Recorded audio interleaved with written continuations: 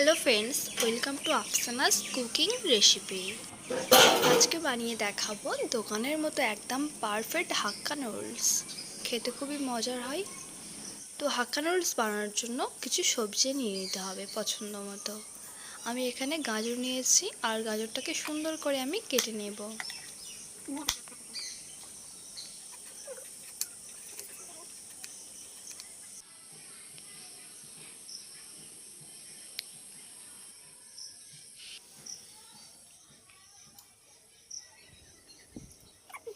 এবার নিয়েছি কড়াইটাকে সুন্দর করে কেটে নিতে হবে।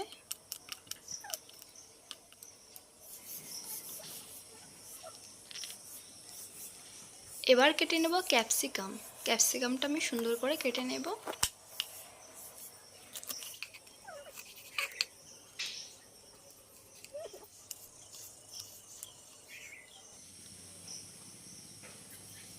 এখন নিয়েছি টমেটো আমি সুন্দর করে কেটে নেব।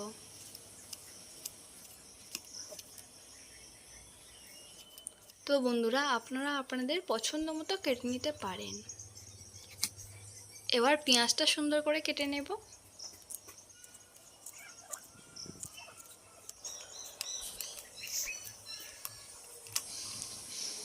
তো আমার সবজিগুলো কাটা হয়ে গেছে, দেখতেই পাচ্ছেন। তো আমি এখানে 1 প্যাকেট ভেজ হাক্কা নুডলস নিয়েছি, দেখতেই পাচ্ছেন।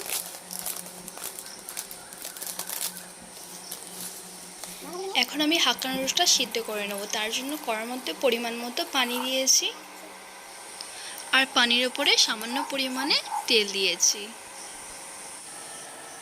এখন হাক্কা নুডলসটা দিয়ে দিলাম।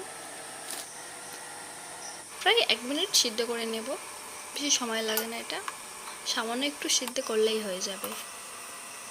একটু নাড়াচাড়া করে আমি তুলে নেব। এবার নুডলস থেকে পানিটা ঝারিয়ে নেব।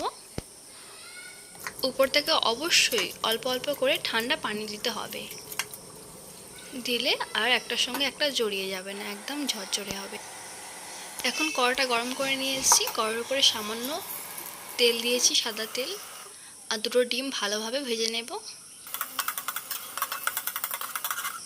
তো ডিমটা আমি খুব সুন্দরভাবে ভুনা তৈরি করে নিলাম, দেখতে পেলেন।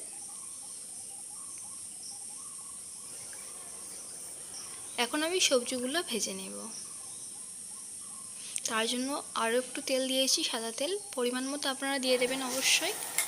একটু রসুন কুচি দিয়েছি, একটু পেঁয়াজ কুচি দিয়েছি, সামান্য একটু নাড়াচাড়া করে নিচ্ছি। এবার সবজিগুলো দিয়ে দিচ্ছি।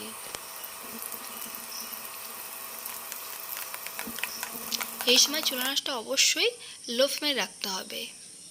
তো ভালোভাবে আস্তে আস্তে করে ভেজে নিচ্ছি। সামান্য একটু নুন দিয়ে দিলাম। ভেজে রাখা ডিমের ভুনা দিয়ে দিলাম, আবারও নাড়াচাড়া করে নিচ্ছি। এখন নুডলসগুলো দিয়ে দিতে হবে, এভাবে হাত দিয়ে ছাড়িয়ে ছাড়িয়ে দিতে হবে অবশ্যই।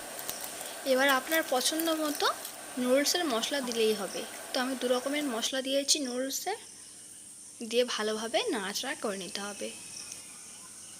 তো বন্ধুরা, আপনারা চাইলে অবশ্যই বাড়িতে এভাবে হাক্কা নুডলস বানাতে পারেন, বানাতে খুবই সোজা এবং খেতে খুবই মজার হয়েছিল। আমাদের বাড়িতে আমরা সবাই খুবই মজা করে খেয়েছি, বাচ্চারাও খেতে পারবেন। আমি এখানে কোনো রকমের ঝাল ব্যবহার করিনি।